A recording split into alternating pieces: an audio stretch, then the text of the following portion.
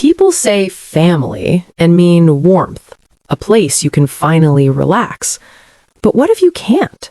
What if your body tightens before you even reply to a message? That isn't you being dramatic. That's your nervous system keeping track, and it may be pointing at a truth you've been trained to ignore. Here's the trap. You don't keep going back because it feels safe. You keep going back because it feels familiar. Because your identity was built around being the good one, the one who understands, the one who forgives, the one who keeps the peace, even when peace costs you. So you learn to minimize yourself. You edit your feelings. You walk into the room already prepared to explain why you deserve basic respect. You over-justify your boundaries like they're a request instead of a limit. You give reasons, context, history, hoping they'll finally respond with, "Okay, that makes sense." But pay attention to how unsafe dynamics work. In healthy relationships, no is heard the first time. In unsafe ones, no becomes an argument.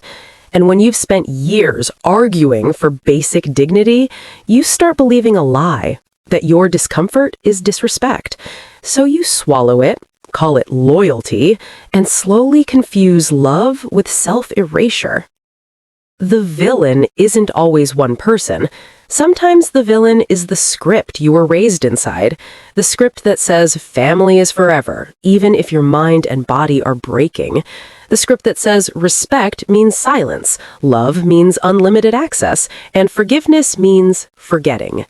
Society romanticizes closeness without asking what it costs, so people smile through dinners that feel like interrogations. They accept criticism as concern. They tolerate pressure as normal, and they keep showing up because stepping back would make them the villain in someone else's story.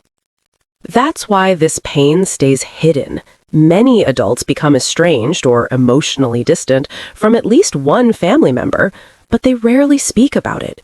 The stigma is heavy because the world treats family like a contract, and contracts are hardest to break when you were signed into them as a child. So the pressure becomes its own cage. If I step back, I'm ungrateful. If I leave, I'm cruel. If I protect myself, I'm selfish. But protection isn't selfish, it's sanity. It's survival with self-respect. Psychology offers a calmer lens. Your nervous system is always voting. It votes with tension, dread, numbness, and exhaustion. And sometimes it votes with relief the moment you create distance. That's not weakness, that's pattern recognition. Estrangement usually isn't one dramatic explosion.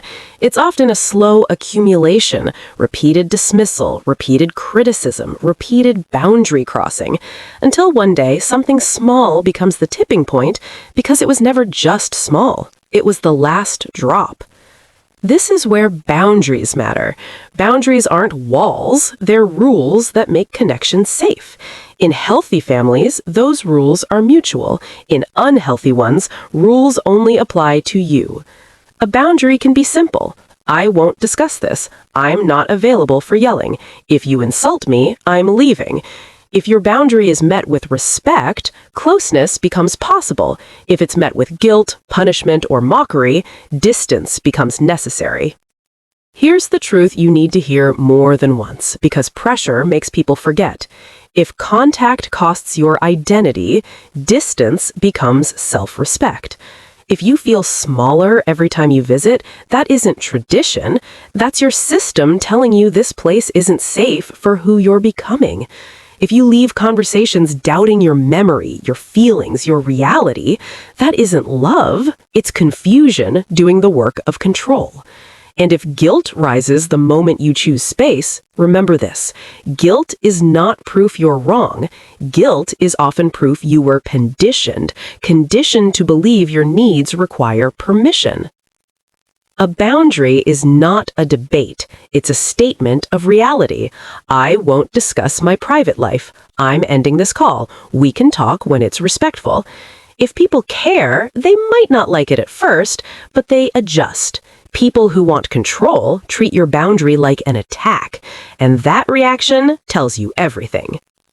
Understand the spectrum. Sometimes the answer isn't disappearing. Sometimes it's structure, shorter conversations, clearer topics, time limits, fewer visits, no surprise access to your life. Distance can be measured. Access can be earned through consistent respect. But for some people, even low contact keeps the wound open. Every message reactivates the body. Every holiday becomes a relapse. Every small interaction drags you back into the same emotional weather. In those cases, no contact isn't cruelty.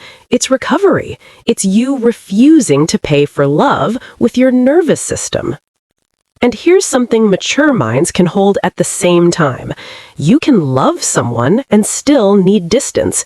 You can miss them and still not return. Sometimes the most honest sentence is, "I care about you, but closeness harms me." Yes, there is grief, not only for what happened, but for what never existed, the safe home you kept hoping would appear. Grief doesn't mean you made the wrong choice. It means you wanted love to be real.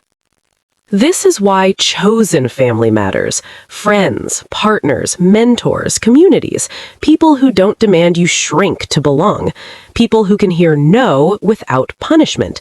Chosen family doesn't erase your past, but it repairs your future.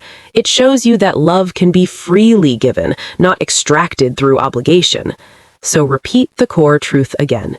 If contact costs your identity, distance becomes self-respect. Real loyalty does not require self-abandonment. Real love does not demand unlimited access. Here's your new identity. You are not cold for choosing peace. You are precise. You are learning the difference between attachment and safety. You are learning that kindness can exist alongside limits. From now on, you don't argue for your boundaries, you enforce them with consistency, not with anger, with clarity. You stop chasing approval from people who benefit from your silence. You stop returning to rooms where you have to shrink to be tolerated. You choose relationships that slow your breathing instead of speeding it up. Peace is not a reward, it's a standard.